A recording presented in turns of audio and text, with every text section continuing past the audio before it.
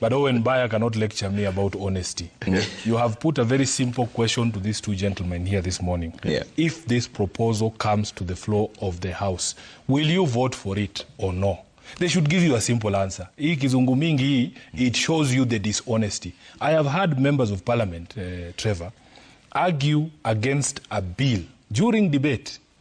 And I'll give the clearest example. Unfortunately, my friend Harwale is not here. When we were debating the water bill, he actually stood up and he said it is time we need to push back against these unconstitutional bills that are coming to the Senate, bills that are taking back devolved functions or clawing back on devolution.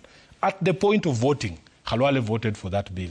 And it happens with this gentleman. What Kaguchia will not tell you, I had proposed sometime on this show that when it comes to voting on critical bills like finances or like taxation, if you want to tax the avocado farm, let that vote be taken in Mukurweini, not here in Nairobi. Because when he's here, he feels very safe. What he's calling populist politics. You are a representative of the people. I remember asking, are you sure that the people of your constitution or your constituency want this bill to be passed in the manner that it is? And they said yes, because they want roads and so on and so forth. On the ground, it's different. Because I speak to members of parliament, even from the region. One of them is a very close friend of mine, and she said her mother has one avocado tree. One. She's been selling these, and it produces avocados maybe once or twice a year. And that is what she knows. She's being told that she needs to register on e-teams for this one avocado tree so that she can sell her horticulture. This is the implication of a vote you took.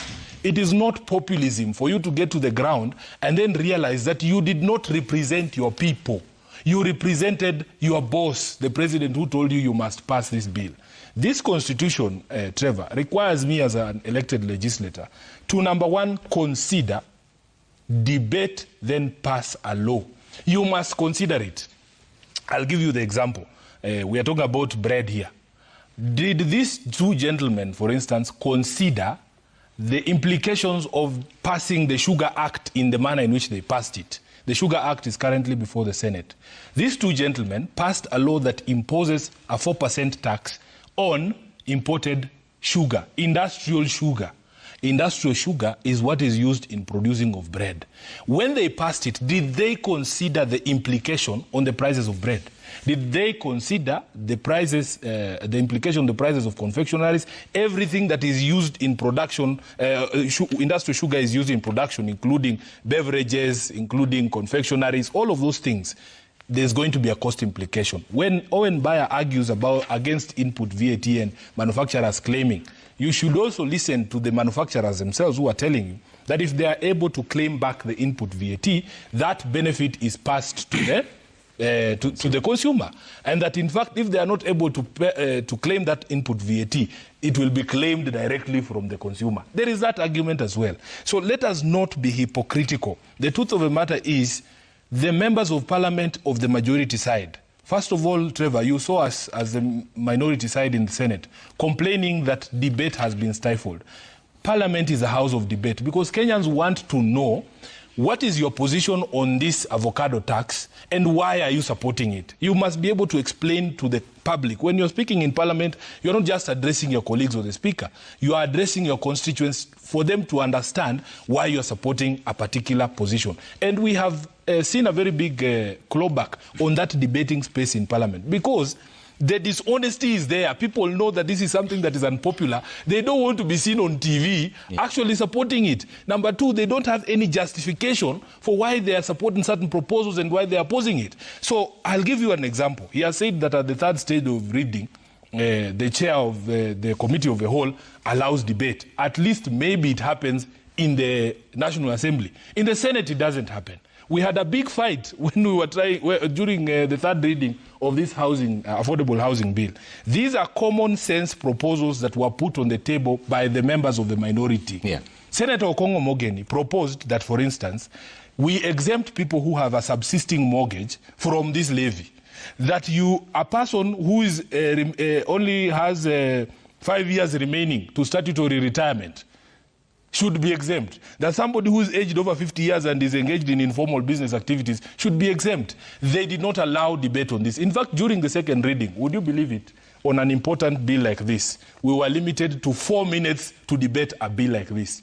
And Trevor, let me tell you where the problem is. One of the leaders told me, Sifuna, you know, we are gifted differently. There are people who can debate for 20 minutes. There are others who cannot. And we should try and shield those ones who cannot debate. And I was asking myself, you chose a job that involves debating.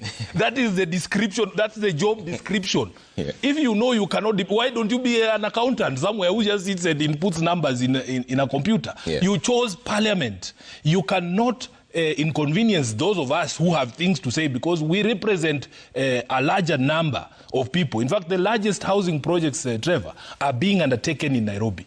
And the people speaking about it, you will hear some members of parliament from some places where I know for a fact there are no houses going to be built. Yeah. They are the ones hogging all the space. And they don't want the senator for Nairobi to debate and actually lay the problem on the table from all the people that I represent. So the dishonesty is not on our part. I have never claimed to be a tax expert, but I am an honest member of parliament. You can ask me today if this bill comes to the floor of the House, how will I vote? I can tell you now, I will vote no. And I have the reasons, because Kenyans are overburdened. All these taxes, and by the way, Honorable Baya, you guys should be able to tell your party leaders the truth. Yeah. Because you see, I see this debate even in these matters of the AU. They're saying, oh, now Raila is gone, there will be no opposition for Ruto in 2022. Ruto's opponent, 2027. Ruto's opponent in 2027 are not in the leadership. They are in those people you lied to about creating jobs. They are the people in this middle class that you have imposed all. Let me finish. Let me finish. You will speak. It's 2 against 1. You will speak.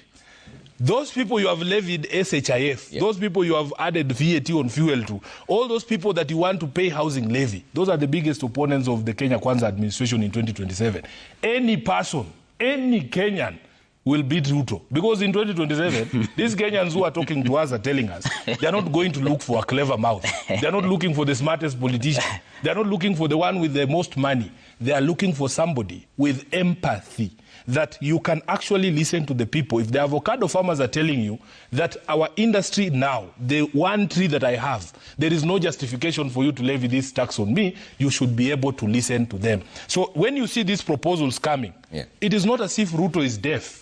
He knows that the people are suffering. They have cried in his ear. He is just a person who has no empathy, and he doesn't care what you think. He will impose bread, tax on bread.